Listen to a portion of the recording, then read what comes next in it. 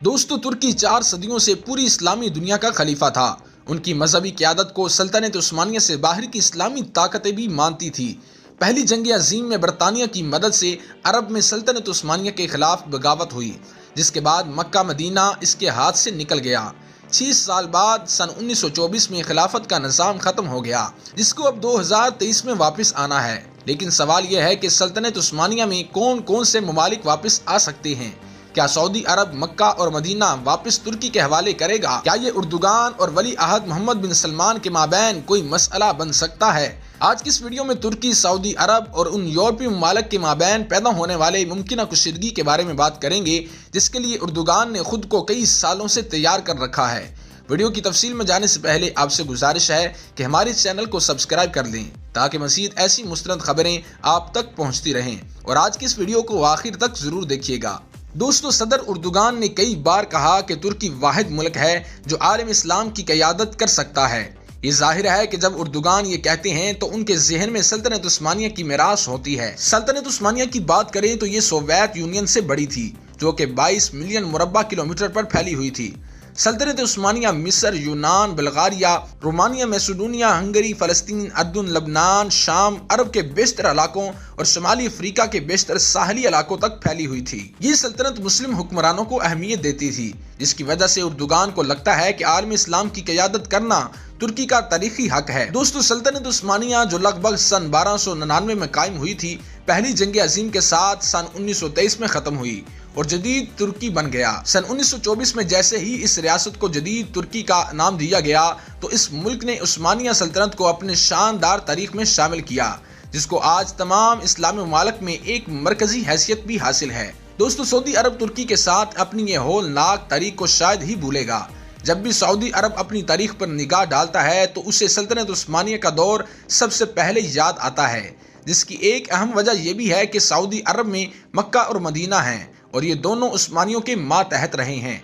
और इसी हवाले से एक और हैरान कुन बात यह भी है कि सऊदी अरब के मौजूदा हुक्मरान 84 साला शाह सलमान और 34 साला वली अहद शहजाद मोहम्मद बिन सलमान अब्दुल्ला बिन सऊद के ही खानदान से ताल्लुक रखते हैं, जिनका आया सूफिया के सामने सर कलम किया गया था। दोस्तों, दूसरी जानिब सऊदी अरब को लगता है कि इस्लामी मुकद्दस मकामात मक्का और मदीना मुनव्वरा इसके पास हैं, जो ईवान ने सऊद के मातहत हैं, और हर साल पूरी दुनिया से 20 लाख से ज्यादा मुसलमान वहां आते हैं। ऐसी सूरत हाल में सिर्फ वही आलम इस्लाम की क़यादत कर सकता है। सल्तनत उस्मानिया के दोबारा क़याम में तीसरा खिलाड़ी ईरान है, जहां शिया लोग हैं। ईरान ये भी जानता है कि वो सुन्नी अक्सरियती इस्लामी दुनिया की रहनुमाई नहीं कर सकता, लेकिन ईरान को ये देखकर बिल्कुल बुरा नहीं लगता कि दो अहम इलाकाई हरीफ एक दूसरे के खिलाफ खड़े हुए हैं। सऊदी अरब और तुर्की के माबैन तसादुम पर मगरबी ममालिक का रद्द अमल ईरान के लिए दिलचस्प होता है। दोस्तों, अब बात करते हैं कि सऊदी अरब कैसे तुर्की की सल्तनत उस्मानिया को अपने लिए खतरा समझता है। उर्दुगान का मजहबी लगाव और सऊदी अरब को रोकने की हिकमत अमली बैक वक्त चल रही है। उर्दुगान ने मुतअद्दिद बार सऊदी अरब को रोकने की कोशिश की। उन्होंने सऊदियों के खिलाफ कतर की हिफाजत के लिए अपनी फौजें भेजी, सोमालिया से सऊदी इत्तेहादियों को भगाया और बहरे अहमर में एक फौजी अड्डा बनाने के लिए एक जजीरे को लेज पर लेने का मुआहदा किया। इसके साथ ही उर्दुगान फलस्तीन और रोहिंग्या मुसलमानों के बारे में आवाज बुलंद करते हैं। इस्तांबुल अरब दुनिया के बागियों का पसंदीदा घर बन गया। वाशिंगटन इंस्टीट्यूट के स्कॉलर सोनर को गाप्ते ने दी न्यू सुल्तान के नाम से उर्दुगान की सवानही उमरी लिखी है। इस सवानही हयात में उन्होंने लिखा कि तुर्क सदर की खारजा उमूर की हिकमत अमली का हदफ ये है कि वो मुसलमान होने के एहसास से तफाखुर को वापस लाएं। वो सल्तनत उस्मानिया की एक बड़ी जदीद शक्ल लाना चाहते हैं, ताकि तुर्की इस्लामी अजमत का कायद बन सके।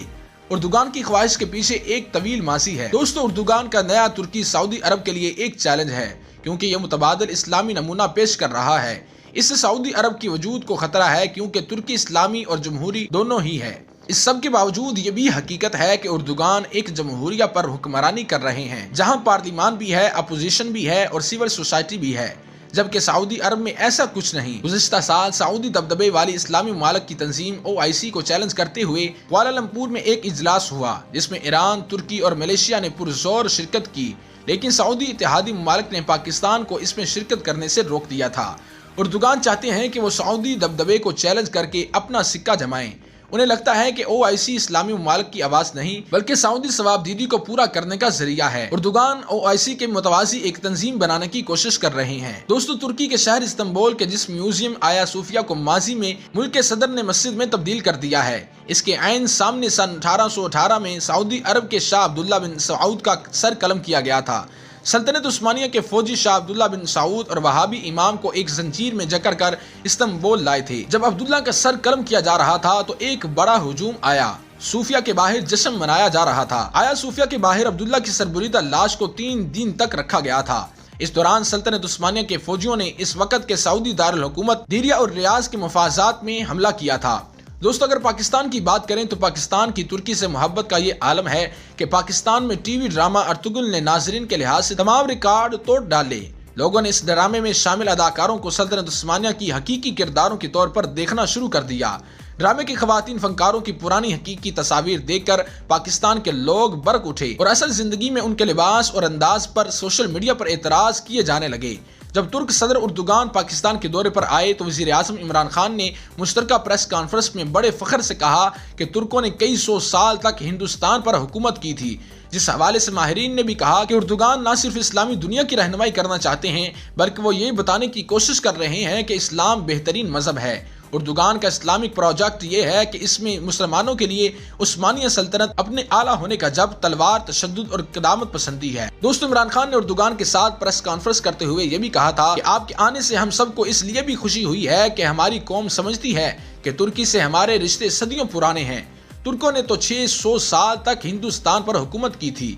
इसके दहाई में पाकिस्तान पर हुकूमत करने वाले फौजी आमिर ज़िया उल हक ने कहा था कि पाकिस्तान एक नजरियाती रियासत है। अगर आप पाकिस्तान से इस्लाम को निकालकर इसे सेकुलर स्टेट बना दें तो ये बिखर जाएगा। पाकिस्तान गैर मुल्की मुस्लिम शख्सियात से अपनी पहचान जोड़ने की कोशिश करता रहा है।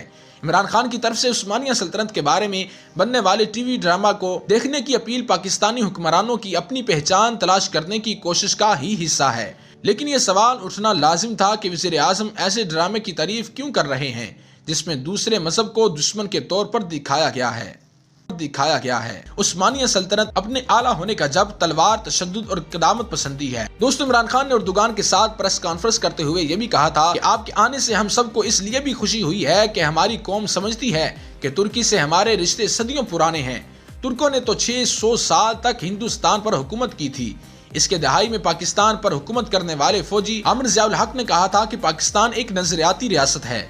अगर आप पाकिस्तान से इस्लाम को निकालकर इसे सेकुलर स्टेट बना दें तो ये बिखर जाएगा। पाकिस्तान गैर मुल्की मुस्लिम शख्सियात से अपनी पहचान जोड़ने की कोशिश करता रहा है। इमरान खान की तरफ से उस्मानिया सल्तनत के बारे में बनने वाले टीवी ड्रामा को देखने की अपील पाकिस्तानी हुक्मरानों की अपनी पहचान तलाश करने की कोशिश का ही हिस्सा है। लेकिन ये सवाल उठना लाजिम था कि वज़ीर आज़म ऐसे ड्रामे की तारीफ क्यों कर रहे हैं जिसमें दूसरे मजहब को दुश्मन के तौर पर दिखाया गया है।